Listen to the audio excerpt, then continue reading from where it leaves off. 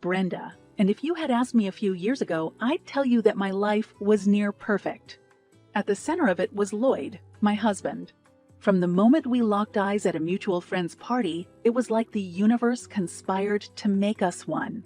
He had a certain charm, an easygoing personality that balanced my own, more structured, goal-oriented nature. Lloyd, do you believe in love at first sight? I had nervously asked him on one of our early dates, still incredulous that someone like him would be interested in me. Hard to say, he chuckled, but I can tell you this, I've never felt more connected to someone so quickly. It's like you complete me, Brenda. Those words had melted my heart, sealing the deal that led to our engagement and, eventually, our wedding. Our ceremony was a simple but beautiful affair, surrounded by friends and family, just the way we wanted it. "You may kiss the bride," exclaimed the minister, and as our lips met, a joyous uproar erupted from the crowd. We were enveloped in a bliss that seemed impenetrable, as if protected by some magical force field. While many people stressed over combining finances or domestic life, we seemed to handle all those things effortlessly. I had a corporate job with a decent income, providing us the financial stability we needed, and he worked as a garbage man. The dynamic worked for us. I loved him not for what he did, but for who he was. A loving husband, full of humility, and a work ethic that I deeply admired.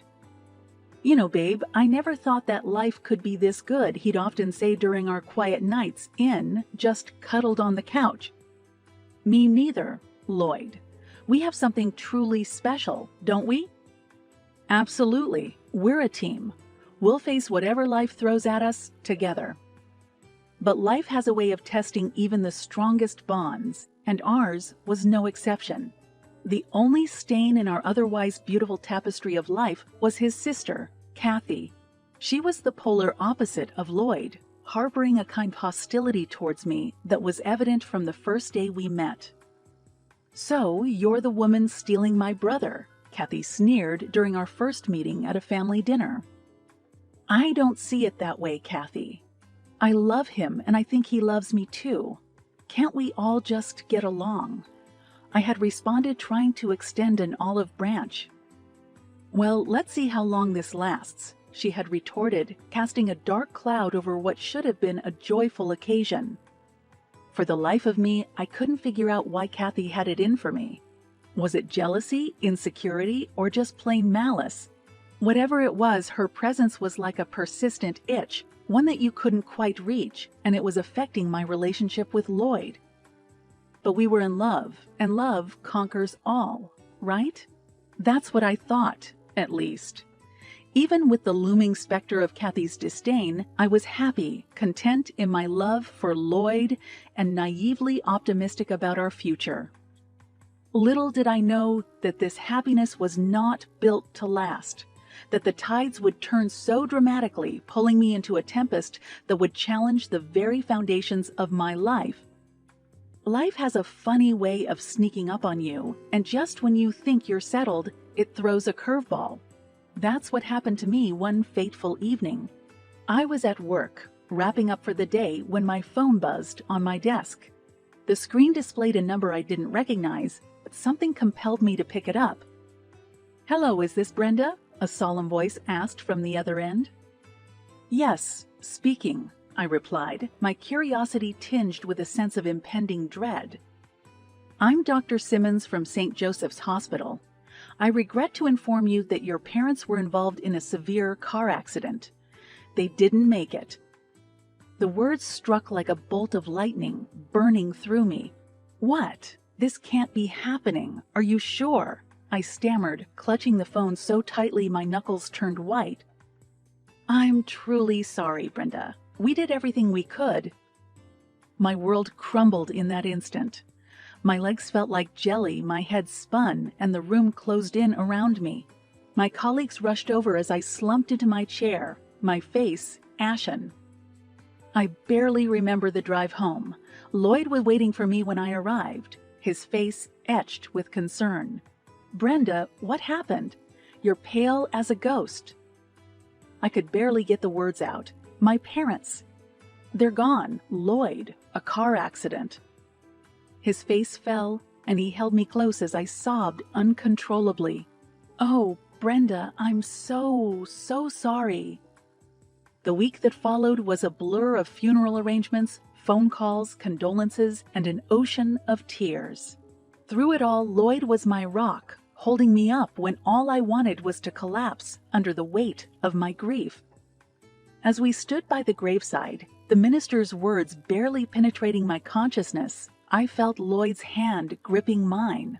They were good people, Brenda, he whispered softly, his voice thick with emotion. I know, I managed to reply, my voice barely audible. They didn't deserve this. No one does, he said, hugging me tight as the minister concluded the ceremony. Amidst the heartache, there was one glimmer of respite. I had inherited my parents' house, a sprawling $1 million mansion that, under any other circumstances, would have been a dream come true. It was supposed to be the family home for future generations, a legacy from my parents who had worked so hard all their lives. And yet, it felt hollow, like a prize claimed from a tragedy I would do anything to reverse. But life goes on, or so they say. After the funeral, the prospect of moving into the house seemed like the closest thing to a fresh start that I could hope for. We can make new memories there, Lloyd suggested as we packed up our rented apartment. Your parents would want you to be happy, Brenda. I hope so, I said, looking around our old apartment one last time. I really hope so. As we loaded the last box into the truck, I felt a twinge of hope. The house, a place of so many childhood memories, would now be the canvas upon which we'd paint our future. If only I'd known then what I know now, that sometimes the walls we built to shelter us can also become our prison. We settled into my parents' house within a few days, arranging furniture and unpacking boxes, but the whole process felt like we were just staging a life rather than living it. The air felt thick with the absence of my parents, and although the house was the same, it felt like a completely different world. Lloyd tried to lift my spirits. This is an amazing place, Brenda. You grew up here, and now we can make it our own. New beginnings, remember? Yeah, I know, I replied, forcing a smile. It's just hard to feel at home when it feels like something is missing. He wrapped his arms around me. I understand, but we have each other, and that's what matters. Just as we were starting to make ourselves comfortable, a new curveball came flying. Lloyd sat me down one evening and dropped the bomb. Listen, Brenda, he began, visibly uneasy. My sister Kathy got kicked out of her apartment. She couldn't make rent. She needs a place to stay for a while. My heart sank. You're not suggesting... Yes, he interrupted. I think she should move in with us temporarily. She's family, Brenda. I can't turn my back on her. I get that she's family, Lloyd, but she treats me horribly. You know how tense things are between us, I argued, frustration creeping into my voice. I know, he sighed, but we have all this space now. Maybe if you're living under the same roof, you'll learn to get along. So, against my better judgment, I agreed. The next day, Kathy moved in with more luggage than I thought one person could possibly own, bringing with her an atmosphere of gloom that seemed to displace the air itself. Wow, this is some place you've got, she remarked sarcastically as she walked in, scanning the lavish interior. One could get used to this kind of luxury. It's my parents' house, I retorted, teeth clenched. You're welcome to stay here temporarily, but please remember that this is my home too. Of course, how could I forget? She sneered. After all, you're the lady of the house now, aren't you? Days turned into weeks, and as I'd expected, living with Kathy was a nightmare. She'd leave messes around the house, criticize my cooking, and make snide remarks at every opportunity. One evening, I decided I'd had enough and confronted her. Kathy, we need to talk. This can't go on. What can't go on? She replied, feigning innocence. You know what I'm talking about, I said sternly. Your attitude, your mess, your complete lack of respect for me and my own home. You act as if this house is only yours, she countered. Lloyd lives here too, you know. Yes, but he's not the problem here. You are. And it's either going to change or you'll have to leave, I warned, channeling a strength I didn't know I had. She glared at me but said nothing. In that moment, I thought maybe, just maybe, we'd reached a turning point. But I couldn't have been more wrong. Soon enough, a new character would enter the scene, tipping the fragile balance of our lives into utter chaos. Life has a knack for tightening the screws just when you think you can't handle any more pressure. It was around this time that our new neighbor, Mark, moved in next door. On the surface, he seemed like a charming, outgoing guy. Lloyd took an immediate liking to him, and they bonded over football and beers. But something about him made me uneasy right from the start. Maybe it was the way he looked at me a bit too long, or his knack for showing up unannounced at the most inconvenient times. Hey, Brenda, I hope you don't mind. Mark is going to join us for dinner tonight, Lloyd announced one evening, carrying a bag of groceries into the kitchen. Sure, I replied, a forced smile on my face. The more, the merrier. That night at dinner, the tension was palpable. Kathy was her usual snide self, taking potshots at me under the guise of friendly banter. Mark seemed to revel in the discomfort, tossing fuel onto the fire with backhanded compliments and double entendres. And Lloyd? He was either oblivious or chose to ignore it, laughing off their behavior as playful teasing. Brenda, this casserole is interesting, Kathy sneered. Did you come up with this recipe yourself? Actually, it was my mom's, I retorted, feeling my cheeks flush. She taught me how to make it. Ah, family recipes. Always a treasure, Mark chimed in, a smirk on his face. You're a lucky guy, Lloyd. Your wife is full of surprises. Yeah, I know, Lloyd said, shooting me an apologetic glance. I hit the jackpot. As the days wore on, the strain of hosting Kathy and being scrutinized by Mark wore me down. I was emotionally exhausted and physically drained, but the breaking point came one evening when Lloyd pulled me aside, his face more serious than I'd ever seen. Brenda, we need to talk. It's about the house, he began, avoiding eye contact. What about it? I asked, a lump forming in my throat. Well, Kathy has been struggling to find a job, and she really needs a place to stay. A permanent place, he continued, still not meeting my eyes. You can't be serious, Lloyd. This is my family home, I protested, disbelief washing over me. That's just it, Brenda. It's a family home, and Kathy is family, he replied. Before I could respond, he added, Look, if you don't give her the house, I'll make sure you end up in jail. I'll tell everyone you've been embezzling money from your company. You know people would believe me. I was stunned. This was not the man I had married, not the man who had stood beside me through thick and thin. This was a stranger using threats to manipulate me. So what's it gonna be, Brenda? He pressed, finally looking me in the eye. I took a deep breath, my mind racing. Yes, I said softly, concealing the storm of emotions brewing within me. Lloyd seemed to relax, a smile creeping onto his face. Good. I knew you'd make the right choice. Kathy will be thrilled. As he walked away, I felt the walls close in on me. But amidst the despair, a spark of resolve ignited within. I wouldn't be bullied or threatened. I wouldn't let them destroy me. I had to act, and act fast. What unfolded next would set the stage for the final showdown. A confrontation that would either break me or set me free. I spent that night tossing and turning, my thoughts a whirlpool of betrayal, anger, and uncertainty. How had it come to this? The man I thought was the love of my life was now threatening me, and his sister, whom I put up with despite everything, was about to take away my family home. But as dawn broke, so did my clarity of thought. I needed a plan, and it had to be foolproof. I confided in Sarah, my closest friend and confidant since high school. Sarah was more than just a friend. She was also a police officer, someone who knew the law like the back of her hand.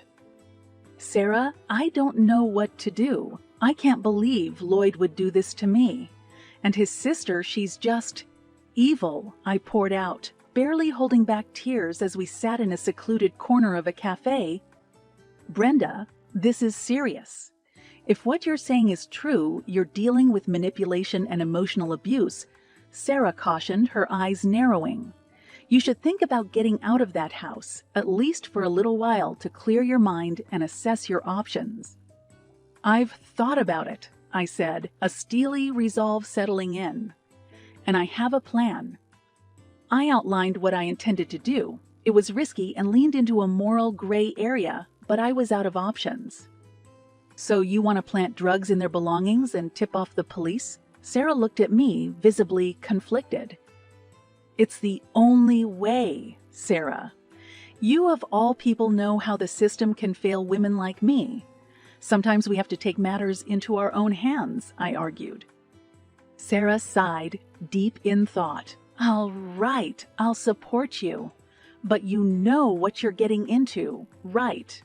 If this backfires—" "It won't," I interrupted, "because you're going to help me make sure it doesn't." Over the next few days, I meticulously put my plan into action. I purchased some illegal substances through a contact I knew I could trust to keep their mouth shut. The irony of the situation wasn't lost on me. Here I was, an upstanding citizen, buying drugs for the first time in my life to set up my husband and his sister. "Lloyd, I need to visit my Aunt Janice this weekend," I said one evening, trying to sound casual. "She's been asking about me, especially after my parents' accident. I think it'll be good for me to get away for a bit." "Of course, babe. Take all the time you need," he replied, not looking up from his phone. It was as if he couldn't care less about where I went or what I did, so long as his plans were on track. Little did he know my plans were moving along as well. The day arrived. I planted the drugs in Kathy's room first, hidden carefully among her chaotic pile of clothing in her closet. Then I moved to our shared bedroom and placed some in Lloyd's gym bag. Every movement was calculated, the result of days of observation and planning. When all was set, I took one last look around the house, my house, and left for the rented apartment I'd arranged for myself. As soon as I arrived, I called Sarah. "It's done," I said, my voice tinged with a mixture of relief and apprehension. "Okay, I'll take it from here," she assured me, her tone serious. "This is the point of no return, Brenda." I paused, taking in the weight of what I was about to do. "I know," I finally said, "but there's no turning back now." As I hung up the phone, I couldn't shake the feeling that I was on the brink of something life-changing. It was as if I was standing on a precipice, the chasm of my past widening behind me, the uncertain terrain of my future unfolding ahead. And so I took the leap, plunging into the next chapter of my life, come what may. The next 24 hours were a blur, a surreal blend of tension, anticipation, and an odd sense of calm. It felt like being in the eye of a storm, aware of the chaos swirling just beyond the horizon. My phone buzzed. It was Sarah. "The police are on their way," she said tersely. "Thank you, Sarah," I replied, my voice tinged with both relief and a peculiar sadness. I turned on the local news channel, my heart pounding in my chest as I waited. The moments dragged on until, finally, the news ticker at the bottom of the screen caught my eye. Local man and sister arrested on drug charges. There they were, Lloyd and Kathy, looking disheveled and confused, their eyes darting around as though searching for an escape route that didn't exist. I felt a rush of conflicting emotions. Vindication, sorrow, relief, and a surprising twinge of guilt. I had done this to them, but they had forced my hand. A knock on the door jarred me from my thoughts. I opened it to find Sarah standing there, her face a complex tapestry of emotions. "It's done, Brenda," she said, stepping inside and closing the door behind her. "They found the drugs. Both of them are being charged." "Did they? Did they say anything?" I asked, almost afraid to hear the answer. "Lloyd kept saying he was set up, that it wasn't possible." Kathy was just silent, glaring at everyone. Sarah explained, "Honestly, they looked like they'd seen a ghost." "Do you think they suspect it was me?" Sarah paused before answering, "Even if they did, it wouldn't matter. They can't prove anything, and with their fingerprints on the packages, the case is airtight." "Thank you, Sarah. You don't know how much this means to me," I said, my eyes welling up with tears. "Brenda, we've been friends for years." "I couldn't stand by and let them ruin you," she replied, her voice softening. "But you need to think about what comes next. Have you considered that?" I had, in fact, thought long and hard about it. "I'm going to file for divorce," I said firmly. "And then I'll sell the house. I can't live there anymore, not after everything that's happened." "I think that's a wise choice," Sarah nodded. "You should also consider getting some therapy. This kind of emotional trauma doesn't just go away." "You're right, I will," I agreed. Therapy had been on my mind too. It was high time I dealt with the emotional baggage I'd been carrying around. Days turned into weeks, and the court proceedings began. With Sarah's guidance, I navigated the maze of legalities. It was a grueling process, one that stripped me of my illusions and laid bare the harsh realities of betrayal and loss. Lloyd and Kathy were ultimately sentenced to 6 years in jail for drug possession. As the gavel came down, I felt an overwhelming sense of finality wash over me. In that moment, a chapter of my life closed as another one beckoned on the horizon. My divorce went through and I sold the house, using the money to start afresh. I even began writing, turning my ordeal into a story. A cathartic exercise that helped me heal in ways I never thought possible.